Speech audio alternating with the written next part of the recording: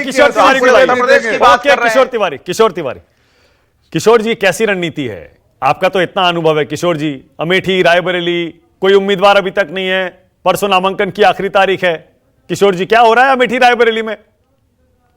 कितनी चिंता। मुझे तो ऐसा लग रहा है कांग्रेस की सारी चिंता जफर और मानक ने ले ली है। मैं बता रहा हूं, तय है और उम्मीदवार भी तय है, फॉर्म भी पूरा भरना हो गया है। मैं आपको बता रहा हूं, लेकिन है ना मानक, एक चीज याद करो। हाँ। मैंने तुमको कहा था कि महाराष्ट्र के 48 सीट में से एक भी सीट आ जाए तो मैं राजनीति से संन्यास लूंगा। मैंने ये भी बोला था कि इंडिया गठबंधन रुको बीच में 48 से एक भी सीट कम आई तो संन्यास ले लेंगे। मैं वो पहले भी बोल चुके हैं जफर भाई, पहले भी कह चुके हैं किशोर जी, नई बात नहीं है। तिवारी जी, एक मिनट, मुझे पूरा जमीनी हकीकत मालूम है, रिटायरमेंट लेने वाले हैं। अच्छा किशोर जी, अपनी बात पूरी करने दे। जफर भाई एक सेकंड, कहां जा रहे हैं आप बताइए। अरे बोलने तो दीजिए एक मिनट, उसके बाद आता हूं। कहां जा रहे हैं बता दीजिए, पहले अपनी बात पूरी कर लें। वो किशोर जी बोलिए। देखो मैं जफर तुमको एक बात समझा देता हूं। तुम्हारे जो स्टार प्रचारक है मोदी जी और अमित शाह जी, ये तो वोट खराब कर रहे हैं, लेकिन आपके तरीके प्रवक्ता जिस घमंडी भाषा में बात करते हैं उससे भी वोट बड़े खराब हो रहे हैं। आलोक जी, तुम बिहार में जो देख रहे हो वो महाराष्ट्र में हो चुका है। यहां सुपड़ा साफ यानी सुपड़ा साफ। देखिए जफर जी, मैं कह रहा हूं 10 साल में मोदी जी ने अच्छे भी काम किए होंगे, लेकिन महंगाई, बेरोजगारी, किसानों के समस्या और लोगों में असंतोष है यानी है।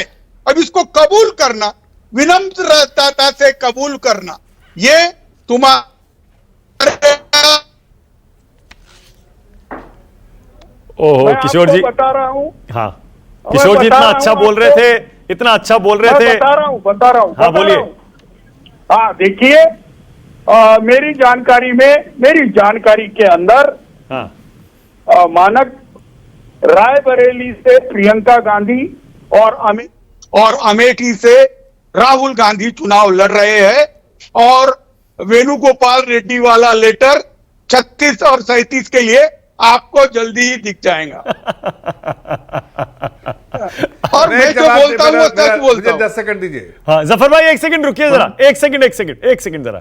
हाँ तो किशोर जी, पहले तो ये बताइए कि जब कांग्रेस वालों को अभी तक नहीं पता, जो हमारी जानकारी कहती है, कांग्रेस वालों तक को नहीं पता, आलोक जी तक को नहीं पता कि लड़ना चाह रहे हैं नहीं लड़ना चाह रहे हैं राहुल और प्रियंका, आपको कैसे पता कि सब तय हो गया जी?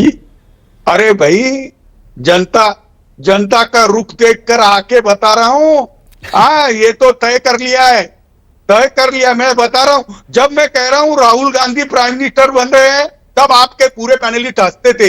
अब देखिए ना, अब देखिए कैसा आ रहा है। अरे अखिलेश की बात कर रहे थे, 42 सीटें कंफर्म है, और उधर तेजस्वी 32 ला रहे हैं, इधर से महाविकास आघाड़ी 42 ला रही है, तो दीदी लेके आ रही है। अरे 42, अब आपने 42 कह दिया। एक मिनट किशोर जी, अभी आपने कहा था कि 48 में से एक भी बीजेपी जीत जाए महाराष्ट्र में तो आप राजनीति छोड़ देंगे। अब आप कह रहे हैं 42 आपकी आ रही है, मतलब 6 उनकी आ रही है।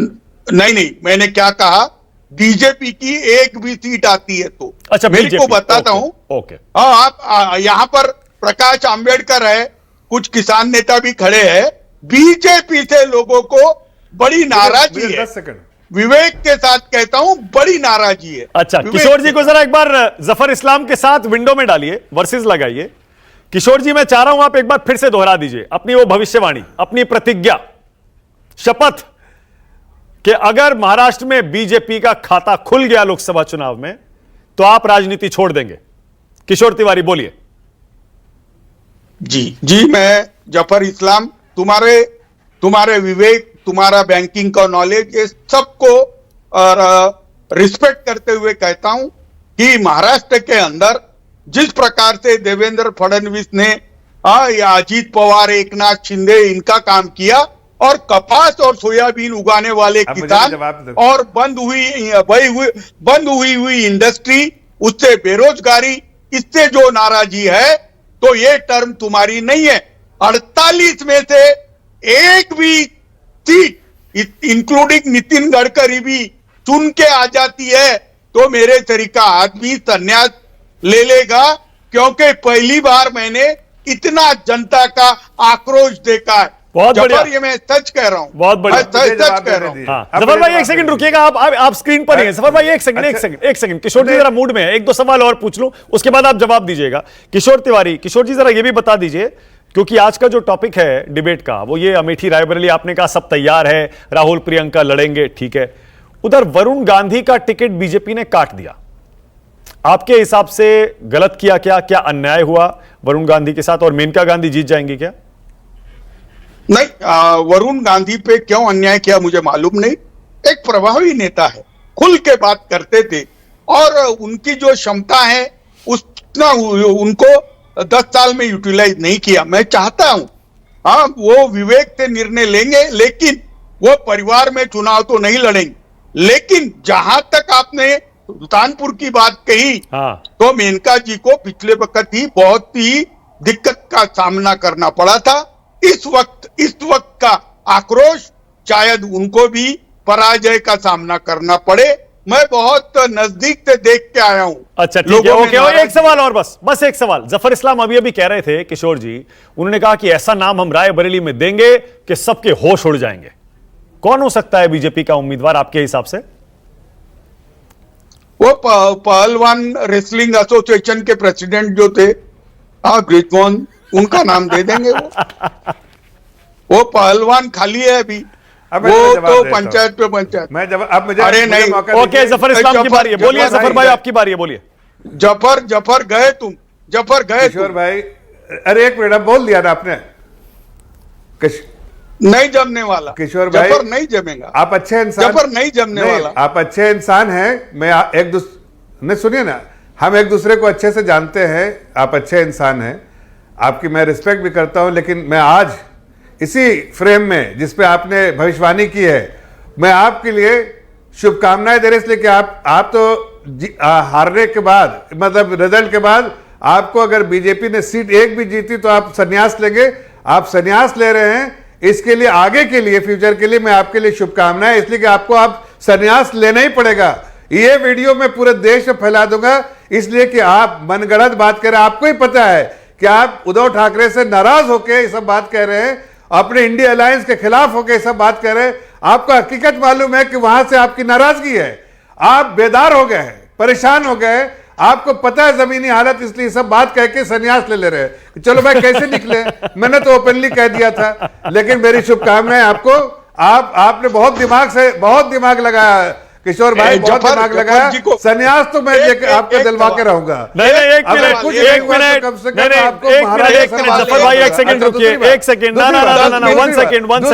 आप देखिए जफर भाई, आपने कहा ना किशोर जी अच्छे इंसान है, हम भी मानते हैं बहुत बढ़िया इंसान है और बहुत एंटरटेनिंग भी है। इसीलिए अगर उन्होंने राजनीति से संन्यास भी लिया ना, टीवी से हम उनको संन्यास नहीं लेने देंगे, राजनीतिक विश्लेषक के तौर पर जरूर बिठाएंगे टीवी डिबेट्स में। तैयार रहिएगा किशोर जी। एक बात देखिए, कम से कम यूनिटी नहीं लिखेंगे ना। और दूसरी बात मैं कह रहा हूं आपको, दूसरी बात ये कह रहे हैं कि देखिए, महाराष्ट्र में भारतीय जनता पार्टी पिछले बार का जो परफॉर्मेंस था वही रिपीट करने जा रही है, उससे बेहतर होगा, कम नहीं हो सकता। तो चुनौती स्वीकार कर लिए जफर इस्लाम, आप भी कह दीजिए कि अगर नहीं हुआ पहले से बेहतर तो आप भी राजनीति छोड़ देंगे, कह दीजिए आप भी, इतना कॉन्फिडेंस है तो। अभी तो राजनीति में क्यों छुड़वाने की कोशिश कर रहे हैं? अरे भाई, मुझे मैं जरा बात ऐसे थोड़ी बोलते हैं, इनको तो छोड़ के जाना, इनको तो बहाना चाहिए। मैं तो सच कह रहा हूं कि हमारी जानकारी के हिसाब से। ओके, किशोर तिवारी बोलिए जल्दी, क्या कह रहे हैं? परफॉर्मेंस होना चाहिए, बोलिए किशोर जी। और एक बात और कह रहे हैं, जो ग्रीन वायरस जो आपके यहां बैठे हुए हैं, हमारे मित्र ग्रीन वायरस, उनको भी पता है कि भारतीय जनता पार्टी 78 सीटें लेके आ रही है। इनको पता है, प्रवक्ता जो सभा के हैं। क्या कह रहे हैं आपने क्या कहा अनुराग को? ग्रीन क्या कहा? ग्रीन क्या कहा आपने? Green virus. नहीं, ऐसा मत बोलिए। नहीं, ये गलत है। ग्रीन कपड़ा पहन के आते हैं। नहीं जफर भाई, ये गलत है। नहीं, मैं बात कर लूं, पूछिए भाई, ग्रीन वायरस उन्हीं से पूछ लीजिए। नहीं, गलत बात। ग्रीन कुर्ता बोलेंगे मैं मान जाऊंगा। नहीं, ये गलत है। नहीं जफर भाई, ये गलत। जरा मैं ऐड कर लूं।